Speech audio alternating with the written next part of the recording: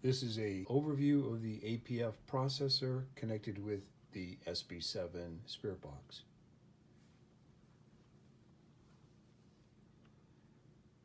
Let's first go over the controls on the front. Starting with the buttons from left to right, we have a start and stop, which is also a pause and resume button. Next button is a 10-second rewind button. Every time you press this button, you will reverse the direction of the recording and back up the audio. You can press it 10 seconds, 20, 30, 40, 50, 60, any length of time or period that you like. Next button is a playback speed control. Every time you press this button, that's a 5% reduction of speed playback.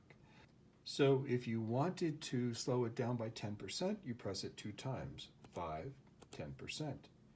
If you want to slow it down by 25%, 5, 10, 15, 20, 25. Now, depending on how quickly you hear a response, will determine and dictate how many times you press this. It's an intuitive thing. You'll get used to it just by playing with it. The next button on the far right is a low-pass filter. It basically blocks all high frequencies and allows the lower frequencies to pass through. So as you press the low-pass filter, there's about 12 steps, you're going to hear the sound become more and more muffled.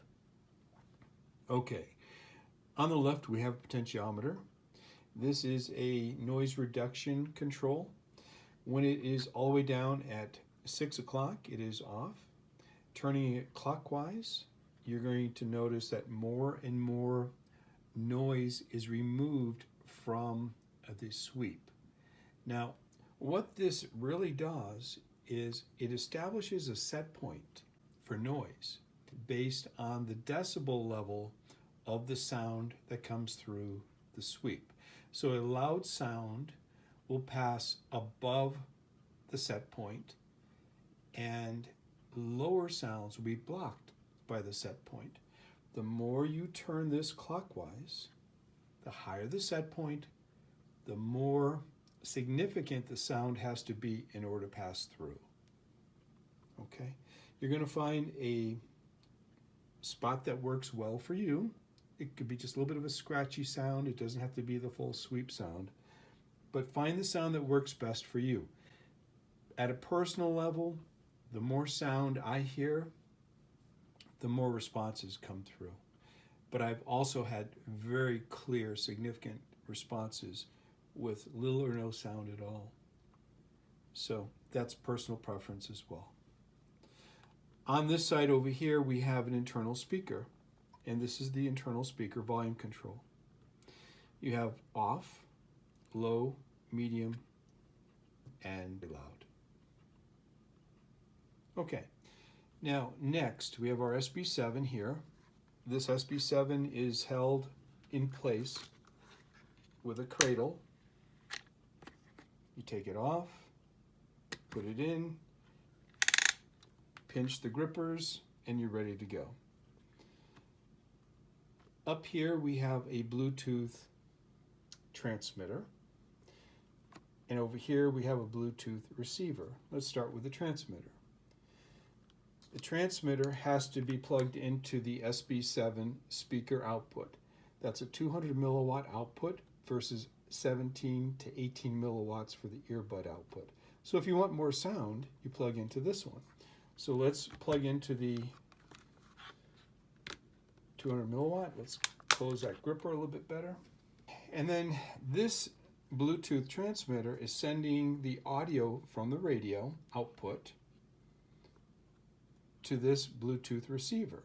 The Bluetooth receiver then sends the data to the APF audio input, which is your SB7 data. That goes in there. Since we're on this side, we have a power, which is there, and we have our battery charge circuit with 2 lights. There's a 2500 milliamp hour lithium battery inside this. That can go 40, 50 hours continuously. When you need to charge that battery, you take your charger, which looks like this, plug this into the charge port, like that, plug that into your wall. When it's charging, both lights will be on. When it's done charging, the green light will go off and the red light will stay on, and you're ready to go. It could take a few hours to charge a dead battery, so just be aware of that.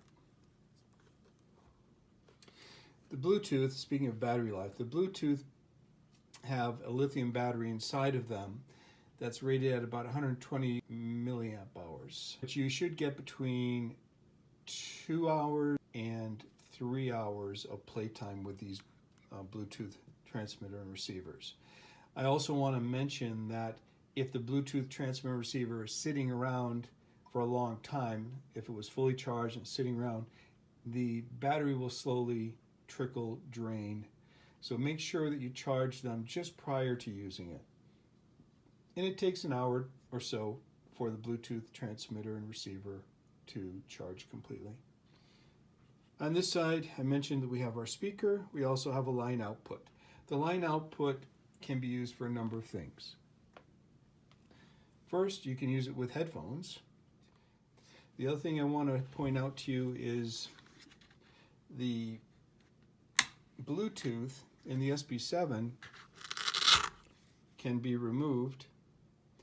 You can put this in your pocket, and if you do, you can take a more powerful speaker, an amplified speaker, put this in here, grip it, take the line output here and go directly into your speaker.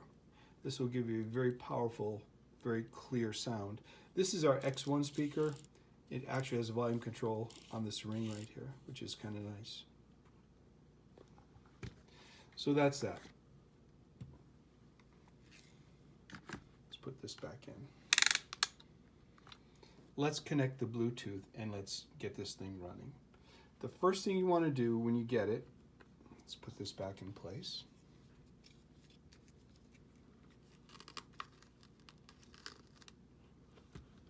Turn your speaker volume up somewhere in the low area. Turn the power on. You should see all 4 lights blink twice. It's a diagnostic tool. Let you know if everything is functioning properly. Let's turn on your SB7 or your device. Press the transmitter for 3 seconds. Light will begin to blink blue. Connect and do the same thing over here for 3 seconds. RF mode. And wait for it to tell you that it's connected.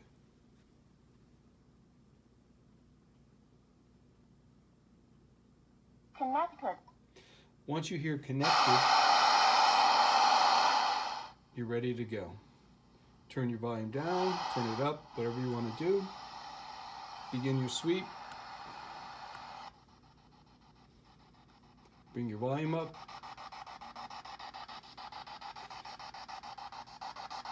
To reduce the noise, turn the dial clockwise very slowly till you get where you want it.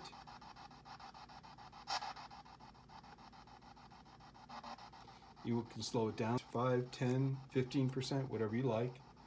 Turn the volume up. I also find that by extending the antenna, it increases and improves reception. Press any of these 4 buttons at the same time and it resets the stored buffer memory, refreshes everything.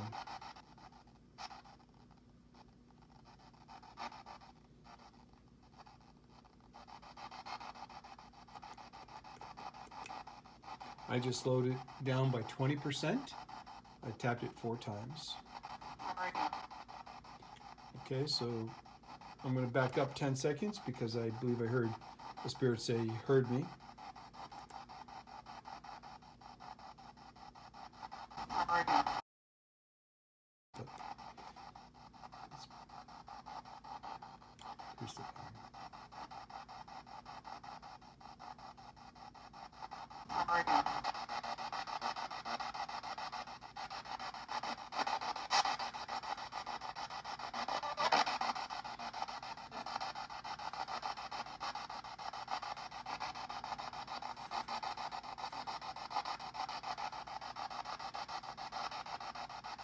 Reverse, 10 seconds.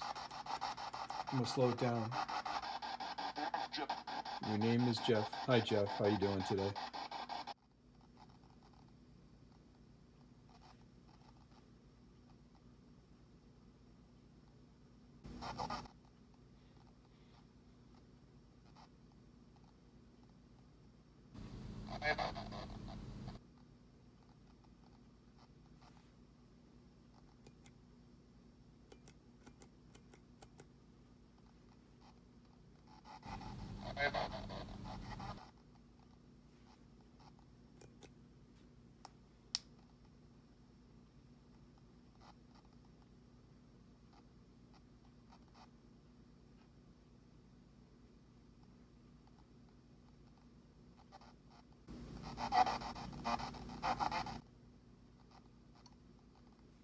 So those are the basic features of the box. That's probably the simplest way to get up and running. Some of the controls, what they do, how to set up the Bluetooth. To turn off the Bluetooth, you basically repeat the same thing that I showed you in the beginning.